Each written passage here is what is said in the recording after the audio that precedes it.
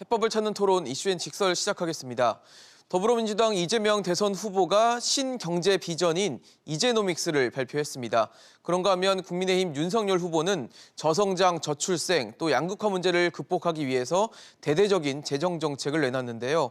그동안 의혹과 비방으로 얼룩졌던 대선판이 이제서야 정책과 비전 대결로 들어서는 걸까요?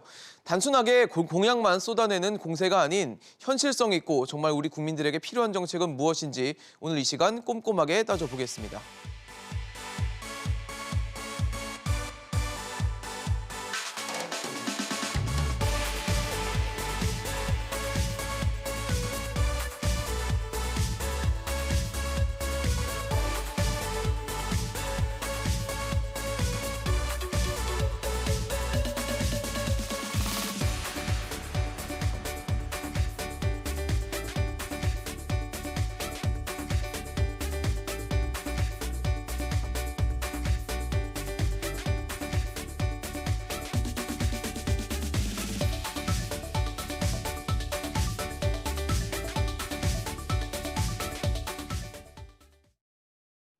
네, 오늘 함께해 주실 세 분 소개하겠습니다. 현대경제연구원 최영호 고문, 이상일 국민의힘 윤석열 후보 상근 보좌역, 민주당 선대위 김상일 대전환 언론특보 나오셨습니다. 어서 오십시오. 안녕하세요.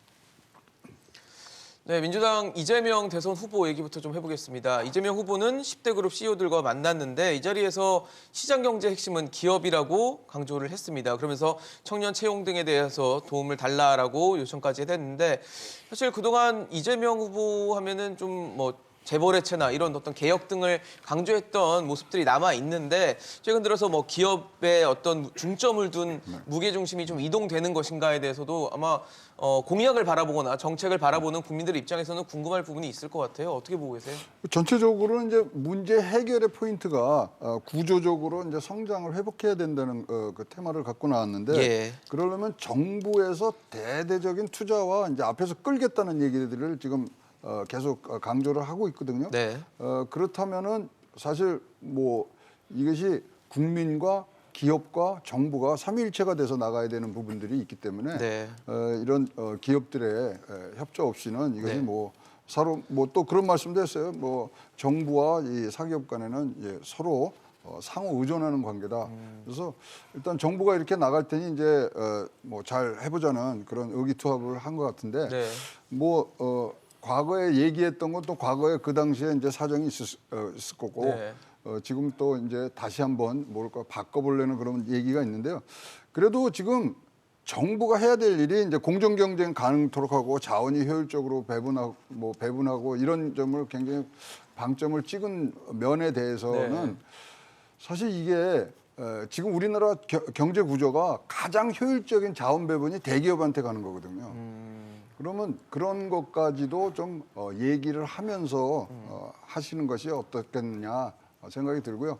저는 이런 생각이 들었어요. 어떤 생각이세요? 신경제라고 많이 들어보셨잖아요. 네. YS 때 신경제를 했거든요. 근데 신경제 100일 되는 날 이렇게 똑같이 했어요. 예. 김영삼 대통령. 그래서 이제 기업들 따오고 기업들이 그럼 뭐를 해야 할 것인가를 얘기를 하라는 그 보고대회가 있었는데 거꾸로 기업들에게 듣는 시간을 했으면은 더 어땠을까? 일단 공약은 얘기를 했으니까 공약에는 국민의 소리들이 이제 입혀져야 되니까. 그렇겠죠. 일단 답을 좀 정해놓고 가신 거 아니었는가? 정부 투자할 테니 도와주십시오, 따라오십시오. 그런 분위기가 좀 있었던 것 같습니다. 사실 이제 10대 그룹 CEO들과 만나서 아마 CEO들이 그 관련 내용을 또 전달도 했습니다. 근데 전달해서 이러한 기업들의 요청이 있다라는 내용을 전달하긴 했지만 전반적으로 토론은 좀 이재명 후보의 어떤 주도적인 흐름 자리가 아니었나라는 생각이 들어요. 이재명 후보가 그동안 이제 문재인 정부의 경제 정책 실패를 본인도 좀 의식하는 것 같아요. 사실은 문재인 정부의 경제 정책 사실 친기업이라고 하기는 어렵잖아요. 정부 주도도 친노동 오히려 네. 반기업에 가깝죠. 기업인들의 목소리를 제대로 반영을 하질 않았고 시장 경제의 기능을 그다지 인정하지 않았던 것 같아요.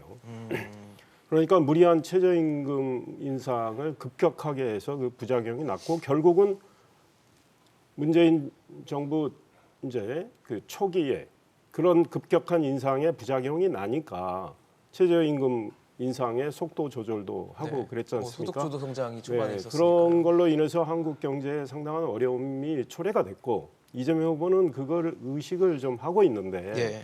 근데 이제 문재인 대통령도 일자리 대통령을 내세웠고 취임 직후에 청와대에 일자리 상황판 집무실에 그렇죠. 보여줬지만 맞아요. 예. 지금 그거 보여드리지를 국민께 못하고 있어요. 그러니까 말하고 구호하고 실제 이 경제 정책을 수립을 해서 쓰는 행동이나 전략은 차이가 있다.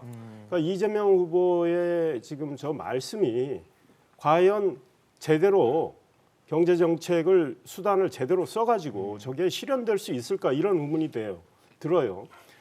시장을 이기는 정부는 없다. 이 말은 국민의힘 쪽에서 계속 써왔던 이야기입니다. 그런데 이재명 후보가 이제 그걸 쓰고 있는데, 근데 이재명 후보가 그동안 내세운 것들을 보면 전부 정부가 네. 권력을 잡은 정부가 뭘 하겠다 이겁니다. 사실은 기본적으로는 기본 소득과 관련된 기본 시리즈도 그랬고, 그 다음에 금리 경우가 저는 대표적이라고 생각을 합니다. 가난한 분들이 빈곤한 분들이 이자를 더 많이 내는 거는 그건 말이 안 된다는 식으로 이야기를 합니다.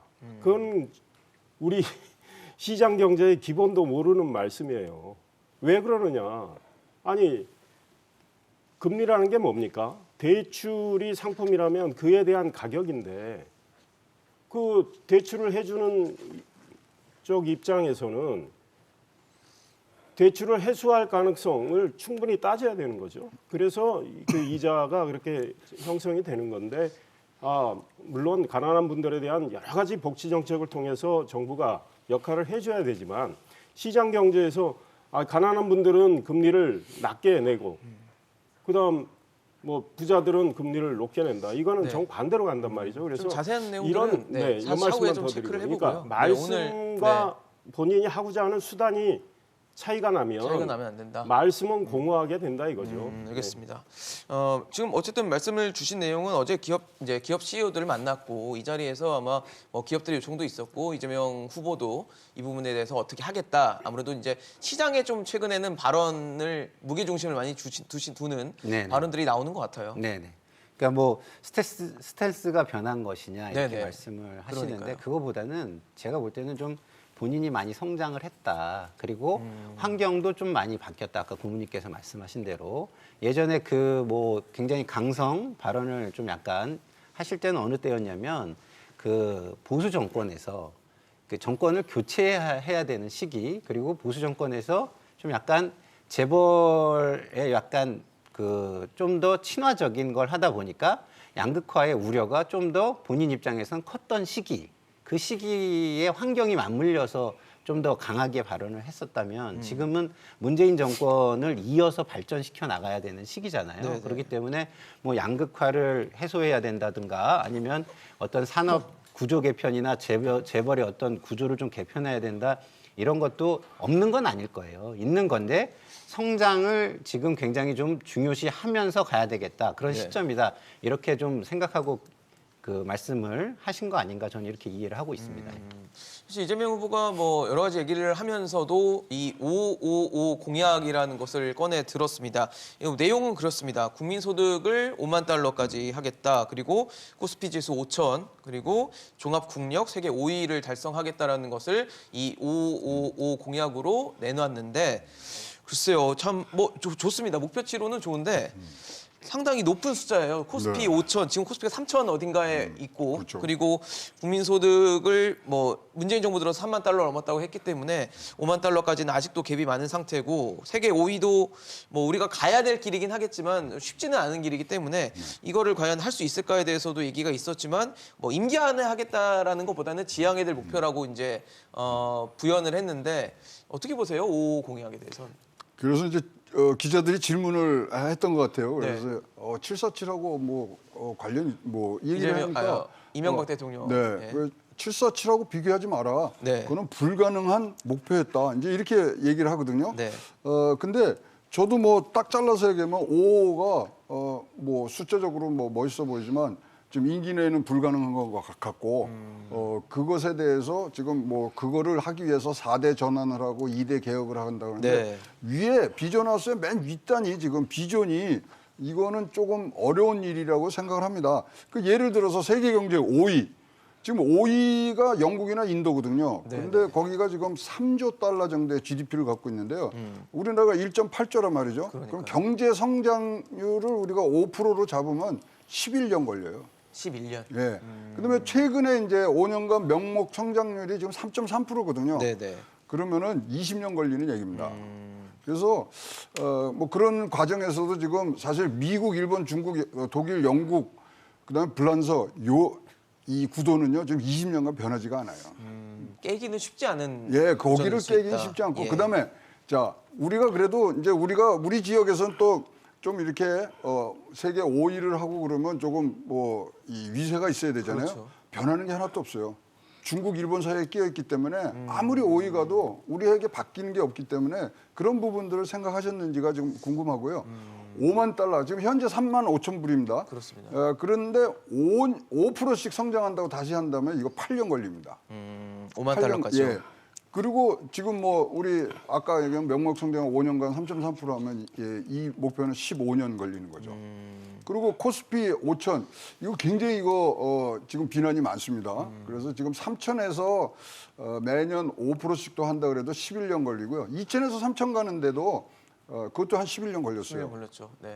그렇다면 지금 이렇게 하면 뭐 MSCI 선진국에도 들어가고 하는데 코스피 5천이야말로 정부에서 개입해서는 안 되는 거거든요. 여기는 정확히 기업들의 실적을 갖고서 해야 되는 부분들이 있고요. 펀더멘털로. 예. 그다음에 이제 MSCI 뭐 선진국 지수에 들어가면 우리가 4천까지는 뭐 갈 수 있는 부분들이 있지만 그러려면요 공매도 완전히 풀어야 됩니다.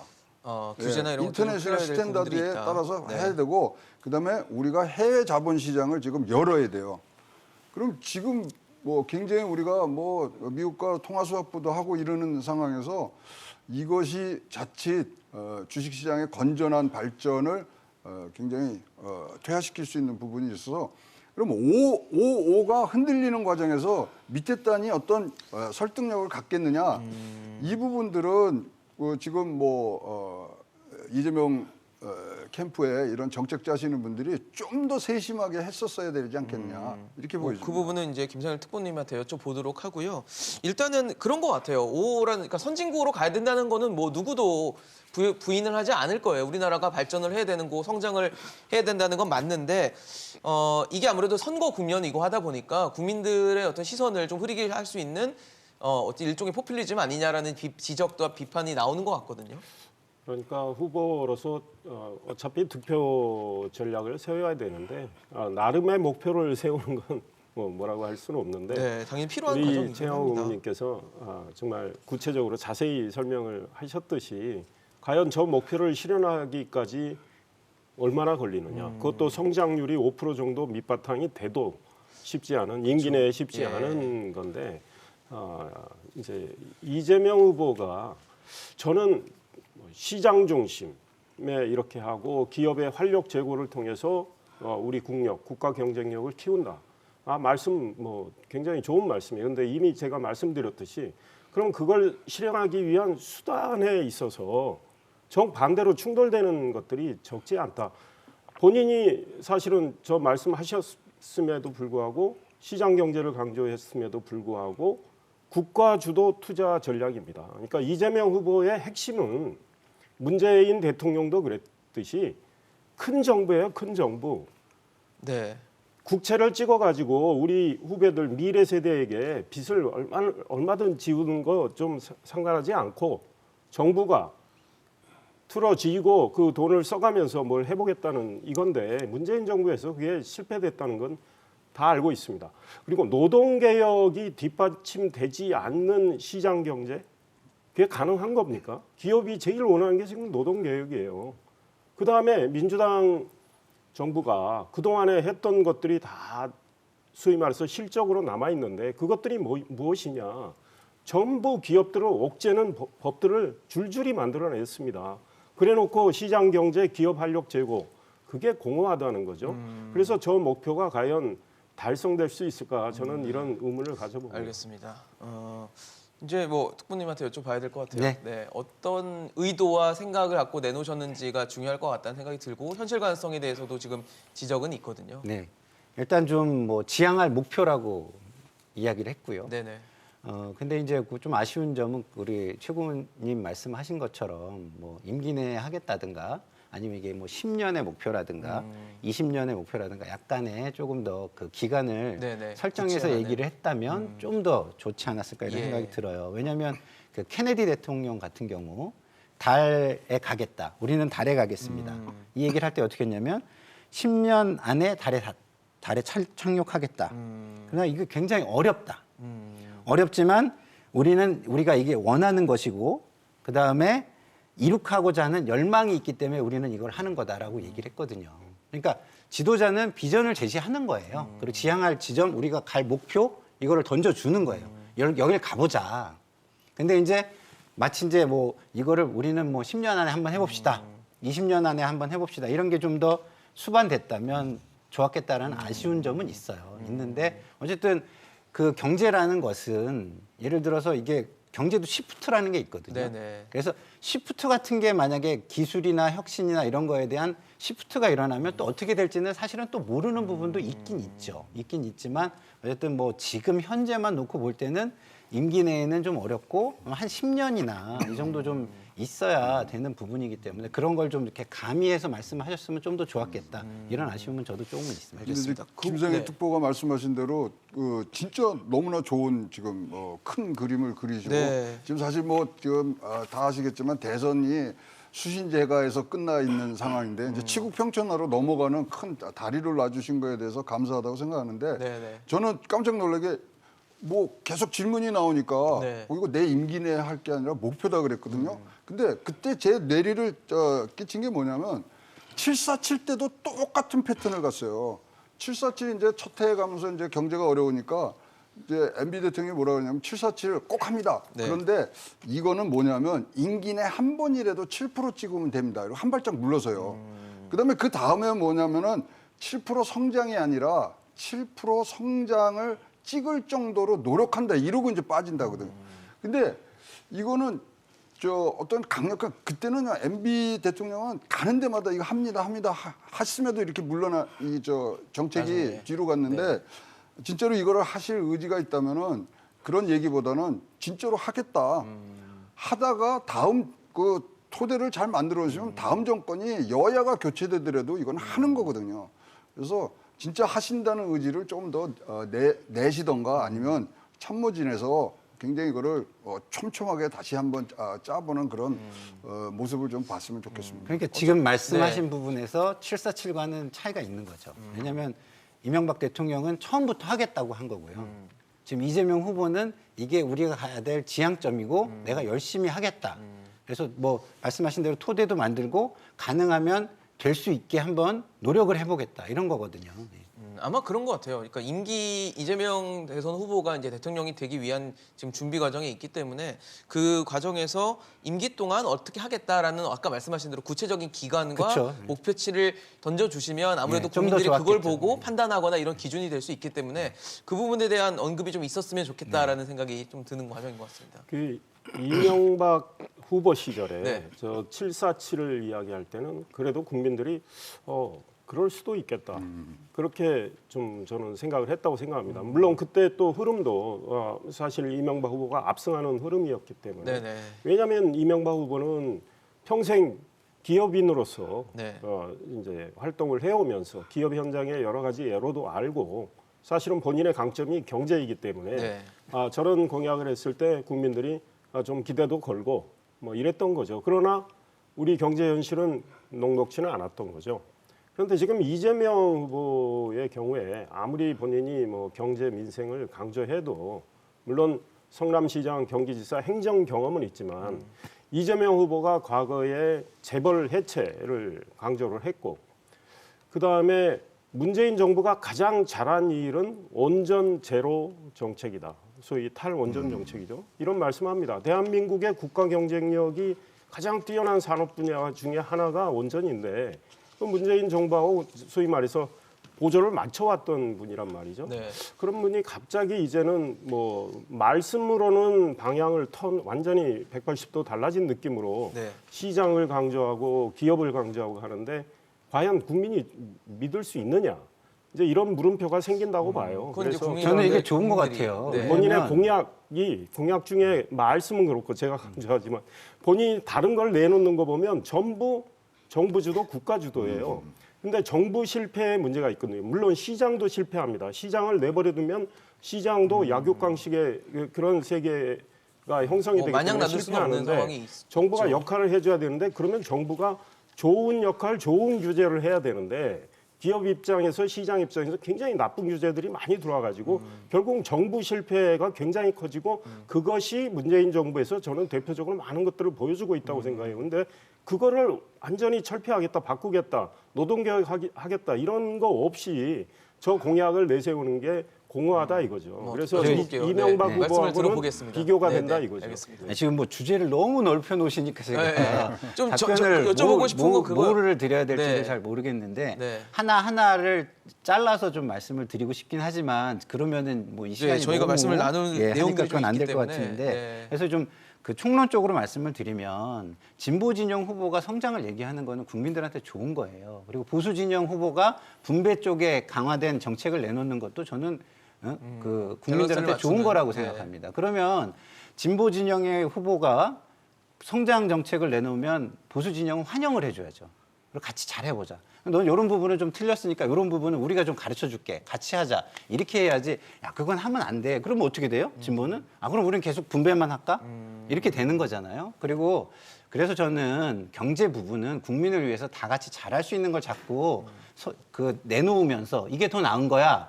이게 더 아니야. 이게 더 나은 거야. 이런 경쟁을 하려고 해야지 저건 아니다. 이런 싸움을 해서는 저는 좀 안 돼. 그렇게 안 해주셨으면 좋겠다 이런 생각이 개인적으로 좀 있고요. 네. 또 하나는 예. 이명박 대통령의 747이 좀 더 기대가 됐었다 이렇게 말씀하시지만 그거는 뭐 이해가 돼요. 경제를 했던 경제인이었으니까. 그렇지만 경제를 잘 아는 분이 거짓말을 한 거잖아요. 이거는 그게 아니라 지향할 목표라고 솔직하게 얘기를 하면서 최선을 다해보자고 비전을 제시하는 거잖아요. 그러면 둘 다 좀 문제는 있지만 저는 전자에 더 문제가 있다고 봅니다. 뭐 비교를 제가 지금 한 말씀만 네. 드리면 이재명 후보가 성장을 말해서 안 된다는 이야기가 아니에요. 성장을 이야기하는데 그 성장을 달성하기 위한 이재명 후보의 다른 말씀들이 일종의 이게 수단인데 그 수단이 본인이 내세운 목표하고 충돌되는 것들이 너무 많다는 거예요. 그러니까 시장과 기업을 이야기하지만 구체적으로 내놓는 건 기업을 옥죄는 것들이 많단 말이죠. 대표적으로 저 국토보유세 그겁니다. 금리 이야기도 그랬고 국토보유세를 매겼다. 그러면 기업이 많이 뭐 업무용, 비업무용 토지들을 다 갖고 있는데 굉장히 부담을 느낄 거예요. 그 기업들이 과연 마음 놓고 기업 활동할 수 있겠습니까? 이런 제가 충돌되는 걸 상충되는 걸 이야기하고 있는 겁니다. 그러니까 사람마다 느끼는 건 좀 다를 거예요. 저는 경제 분야의 정책을 굉장히 오래 했지만 현장에 있었지만 제가 느끼는 건 또 달라요. 어떻게 네네. 틀리냐면 이게 우리의 시장이 그러면 공정하냐? 그러면 시장의 모습이냐? 시장은 뭡니까? 100% 경쟁이 되고 100% 투명해야 되고 정보가 100% 소통이 돼야 돼요. 그러냐 이거예요. 불균형하다 말씀. 굉장히 불균형하죠. 대기업들이 모든 것을 장악하고 있고 사실상 굉장히 기울어진 운동장이잖아요. 그러면 시장 실패의 가장 대표적인 모형이 뭡니까? 독과점이에요.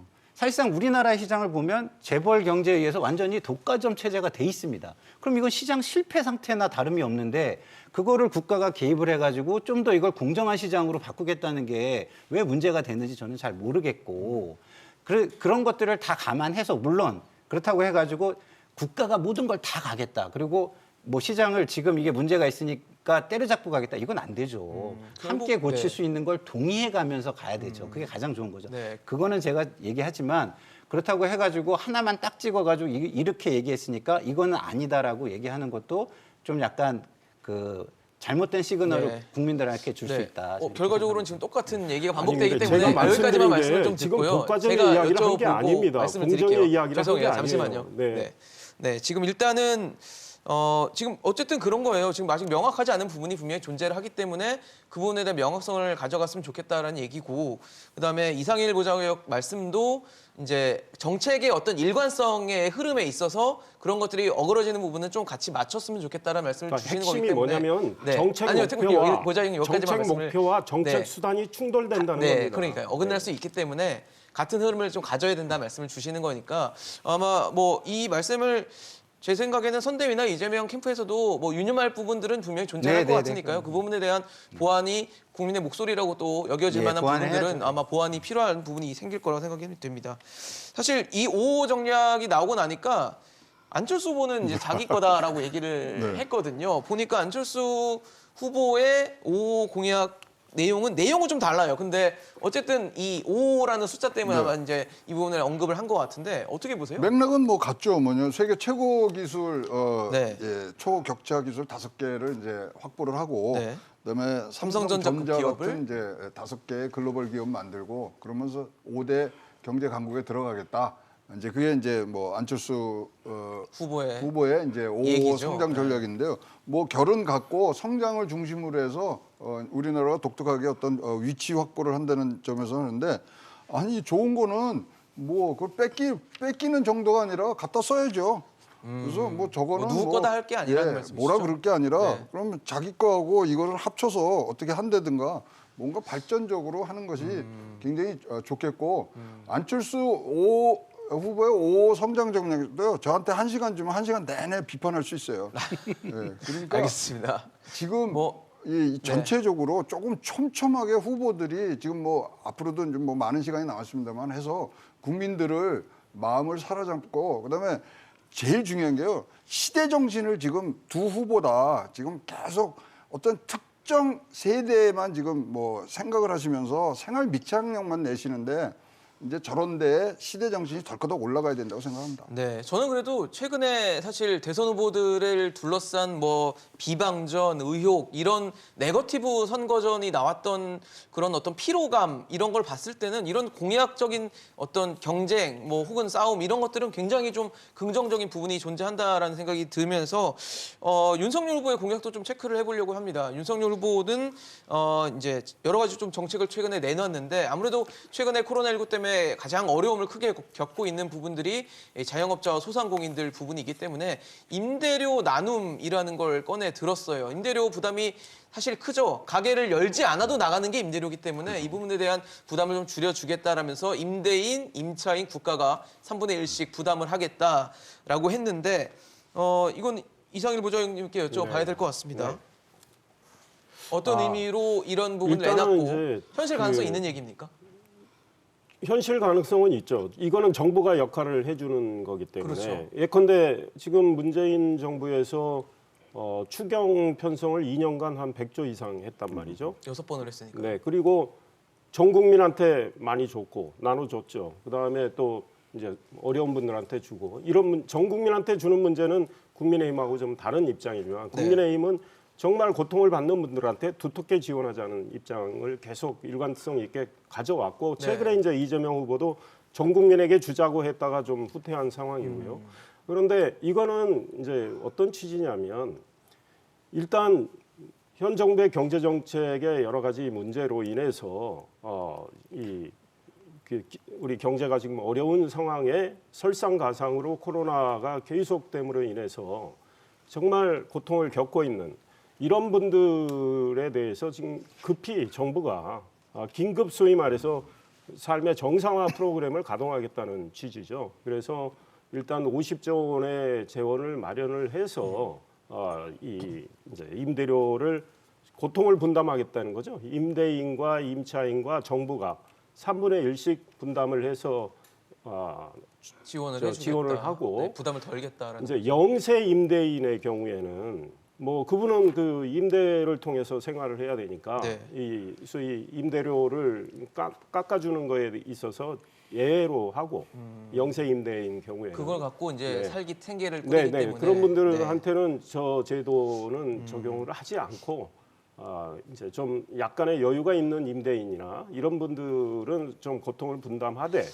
그 임대인이 임대료를 깎아줄 경우에 정부가 일단 20%를 지원하고 상황이 좀 안정될 경우에 나머지 임대료도 정부가 세액공제 형태로 지원을 해주는 거고요. 임차인의 경우에 임차인이 근데 대출을 받아가지고 임대료를 내거나 뭐 이런 경우가 많을 거 아닙니까? 그럴 경우에 이제 정부가 반을 이제 부담을 하는 거죠. 그 네. 3년의 거치 기간이 다 지난 다음에 그렇게 하겠다는 겁니다. 그래서 이거는 이제 정부 예산이 꽤 수반이 돼야 되는 그러니까요. 문제고요. 근데 그러면 재원을 예. 어떻게 마련할 거냐 그러니까요. 이런 문제가 자연스럽게 나올 수 있는데 지금 사실은 현 정부도 그동안 추경 뭐 지금 올해 예산이 이제 곧 집행되고 있는 상황에 추경 또 하자는 거 아닙니까? 근데 우리가 추경 편성을 현 정부에서도 뭐 계속 많이 해 왔는데 네. 문재인 이제 윤석열 정부가 탄생을 한다. 그러면 일단은 기존에 있었던 예산에 있어서 불효불급한 거 소위 말해서 좀 세이브 해가지고 재원을 일부 마련하고 모자랄 경우는 이제 국채 발행을 뭐 검토를 해야 되고요. 네. 이렇게 해서 당장 어려운 분들한테 좀 두텁게 지원하자 이런 취지입니다. 그런데 사실 이 분담하는 제도들에 대해서 생계형 임대인에게 지원을 하는 거잖아요. 그러니까 생계형 임대인은 그 소위 임대료를 깎으라고 할 수는 없잖아요. 네네. 그분한테는. 그러니까 제가 이미 말씀드린 대로 영세 임대인에게는 이 제도를 적용하지 않는 겁니다. 알겠습니다. 좀 근데 어떻게 이게 보시는지 목적이 궁금해요. 이제 임차인들을 좀 돕는 게 더 큰 목적일 텐데 그러니까 영세 임대인은 안 하면 그럼 거기에 임차인들은 제한을 도울 적일 수가 수 있는 없으니까. 부분이 생길 수 근데 있다는 아니요. 거죠. 저는 영세 임대인들 관련해서도 네. 도와주셨으면 좋겠어요. 좋은 정책이고 좀 빨리 그 저희와 경쟁적으로 빨리 도울 수 있는 방법을 찾아서 네. 빨리 결국 했으면 좋겠고. 취지와 제가 정확히 목적은 말씀드릴게요. 지금 부담스러워하고 있는 소상공인과 그쵸? 자영업자를 네. 도와야 된다라는 데 그렇죠. 방점이 찍혀 있는 부분이기 제가 때문에 다시 한번 정확히 네. 말씀드리겠습니다. 영세 임대인은 도와주는 거죠. 임대료를 깎으라고 하지 않기 때문에 그렇잖아요. 영세 임대인은 그대로 도와주는 거예요. 네, 그러니까 그다음에 임차인이 이제 거기서 네. 임차인들 있잖아요. 영세 임대인으로부터 임차한 임차인의 경우는 정부가 50% 지원 프로그램을 가동하겠다는 거죠. 네네네. 예. 황 의원 어떻게 재원 마련이나 이런 게 네. 준비될지 좀 아니, 체크를 근데 해봐야 될 필요가 이 있어 부분은요, 국민의힘 윤석열 후보 공약이 조금 더 실제적인 숫자에 베이스한다고 생각합니다. 여당 후보라면은 먼저 얘기를 해야 되는 게 지난 2년간 영세업자들의 피해액이 얼마인지는 나와야 될 거 아니에요. 근데 그게 윤석열 후보 측에서부터 먼저 나왔단 말이죠. 전전년에는 60조, 작년에는 40조, 그래서 100조가 필요한데 네네. 거기서 이제 뭐 어떻게 할 거냐? 그러면 윤석열 후보 측에서 나오는 얘기는 뭐냐면 예산 조정하면은 5%만 조정해도 지금 600조니까 네. 30조 나온다. 그다음에 불효불급한 한국형 뉴딜 이거 이제 뒤로 미루자. 국채 뭐 그다음에 뭐 점점 하는데 이것은 이런 상세한 피해 규모를 먼저 얘기를 한 후에 거기에 맞춰서 진행을 하는 부분들이 꼭 진행이 돼야 될 것 같아서 지금 여당에서 얘기하는 게 꼭 도와야 되겠다. 돕는 건 좋죠. 그러나 돕는 것도 정확히 도와야 되니까 이런 부분은 지금 여당 후보가 조금 더 아주 자세한 더 많은 정보를 갖고 있으니까 자세한 그 수치를 갖고 해야 되는데 야당 쪽에서 이런 것들이 먼저 나오는 부분들은 이것도 좀 제가 생각을 좀 해보셔야 될 것 같아요. 죄송한데 제가 좀 이것도 좀 반론을 해야 되겠는 게요.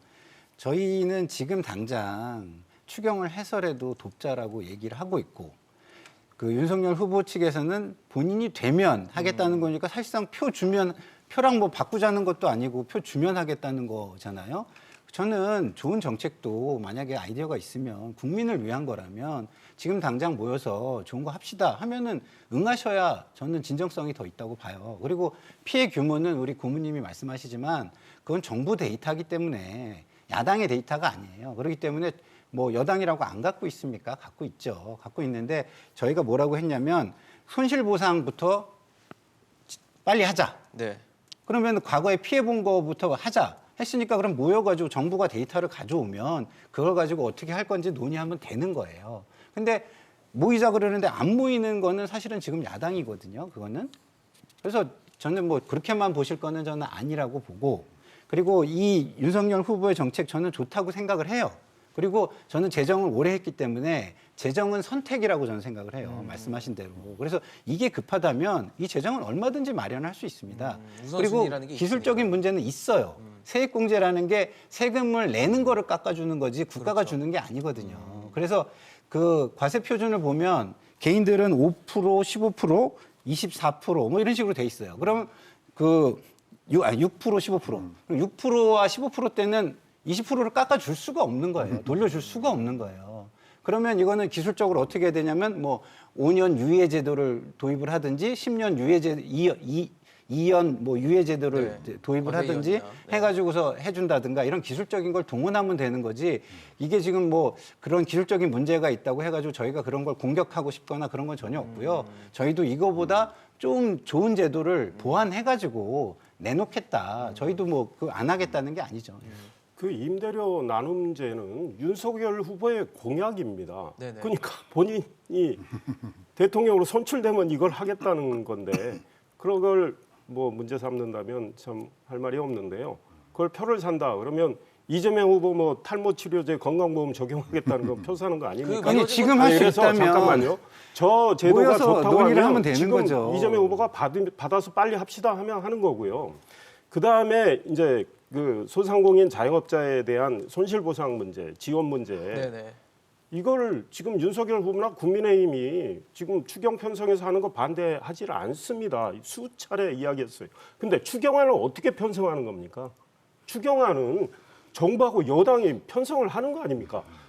편성해서 가져오면 국회에서 논의하겠다는 입장이에요. 그걸 우리가 안 한다고 말씀하신 거는 그건 정확한 말씀을 하신 건 아니고 지금 정부가 반대하고 있잖아요. 기재부가. 네. 그 여당이 이재명 후보가 설득을 해서 추경안을 만드는 게 일차적인 과제죠. 그걸 하신 다음에 여야가 국회에서 논의하자 이렇게 해야죠. 지금 그 단계입니다. 근데 이거는 국민들께 또 오해가 될 수 있으니까 제가 좀 말씀을 드리면 네. 그 정책 결정의 최종 결정자는 의회예요, 의회. 그래서 여야가 합의를 하면은 정부도 추동을 할 수 있는 겁니다. 그렇기 때문에 모이자 그러면 일단 모이는 게 맞죠. 아니 원칙은 다 정해졌어요. 국민의힘도 추경안 찬성 편성해서 오시라. 아니 우리가 국회에서 예산 심의권을 갖고 있는데 올해 예산 작년에 어떻게 심의합니까? 정부가 예산안 제출한 다음에 그 예산안 보고 심의하는 거 아닙니까? 그러니까 정부에서 소위 내놔야 말해서 된다는 예산 말씀이신 편성권은 거죠? 정부한테 있는데 그러면 여당이 뭡니까? 정부하고 소위 말해서 일심 동체면 빨리 정부를 설득해서 가져오거나 해야 되는 거 아닙니까? 알겠습니다.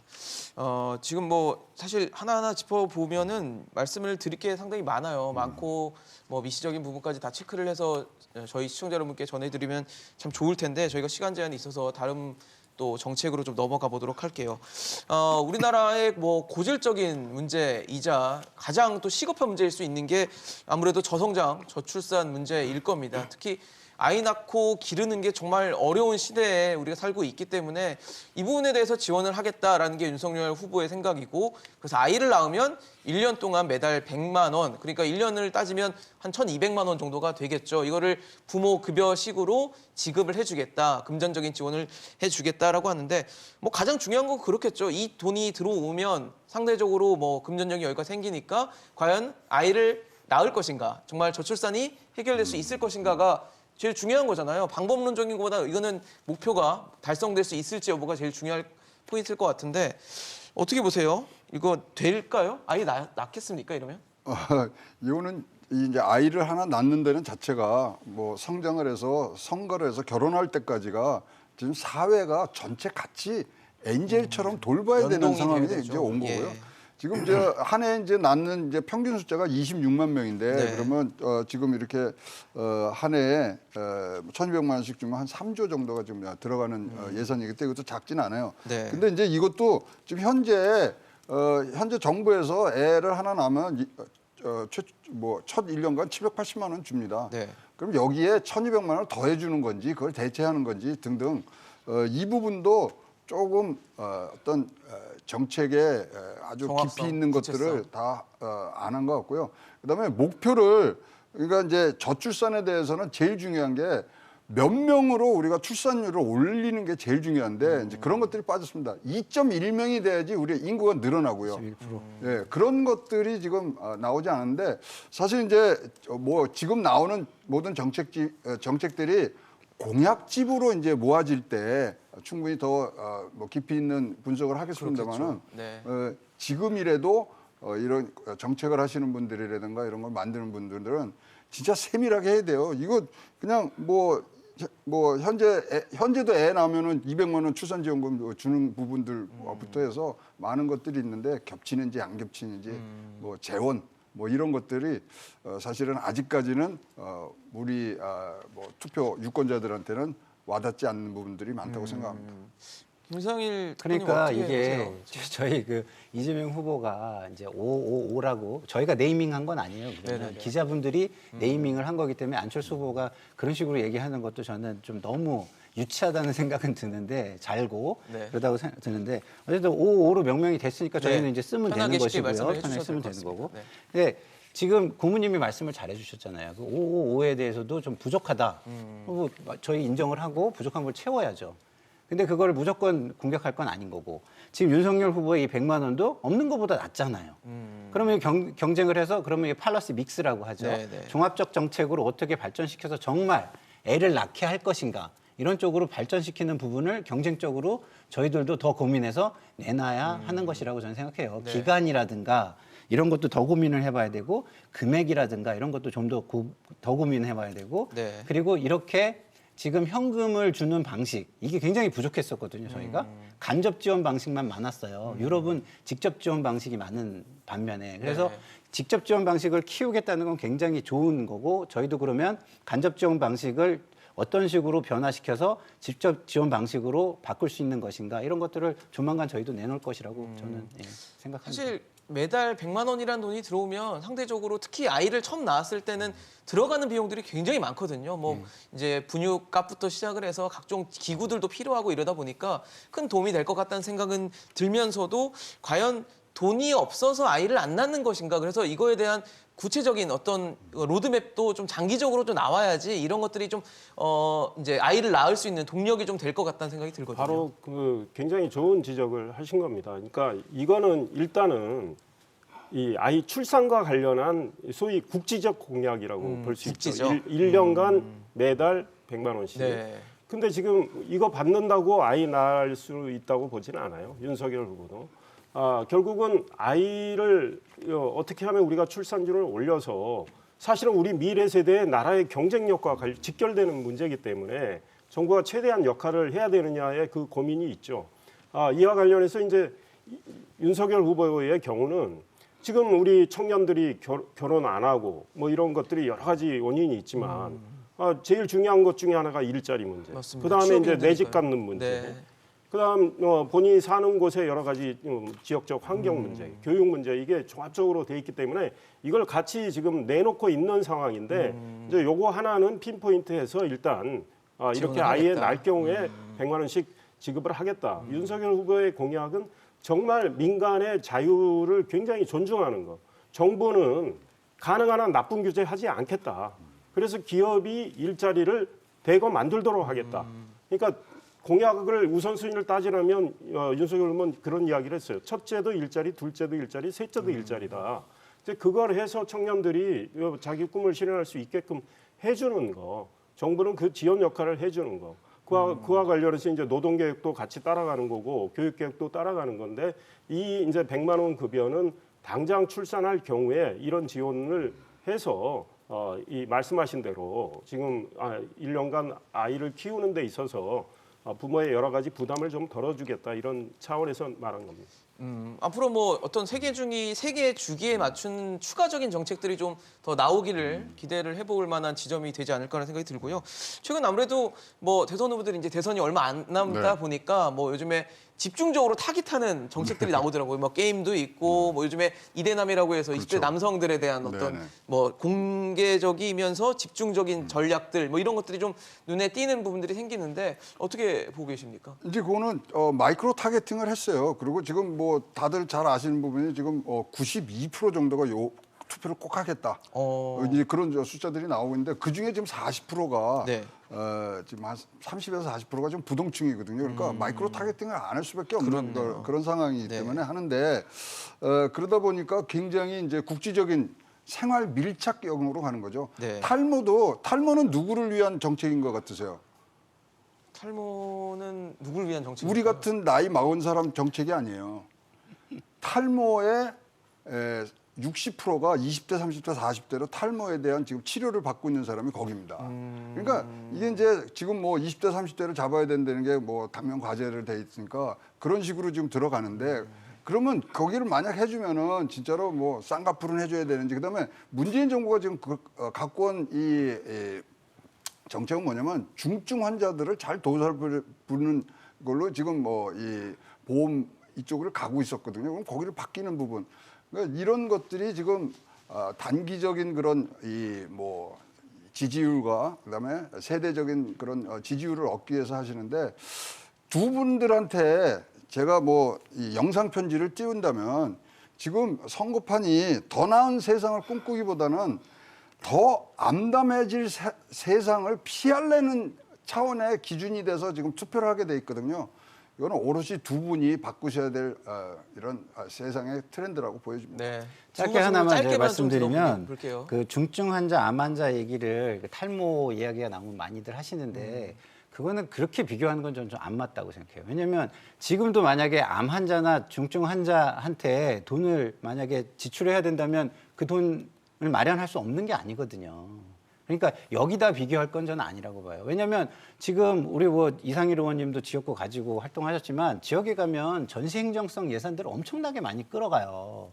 그런 거 같은 거 좀 줄이면은 암 환자 더 지원도 할 수 있고 할 수 있는 거거든요. 그렇기 때문에 그거를 탈모와 암을 이렇게 직접 비교하는 건 직접 맞지 비교해서 않다. 하는 거는 왜냐하면 그게 탈모도 이게 네. 행복과 복지를 위해서 해야 되는 부분이 있으면 일정 부분 하는 것이고 암도 이게 꼭 해야 되는 거면 논의를 해서 해야 되는 거예요.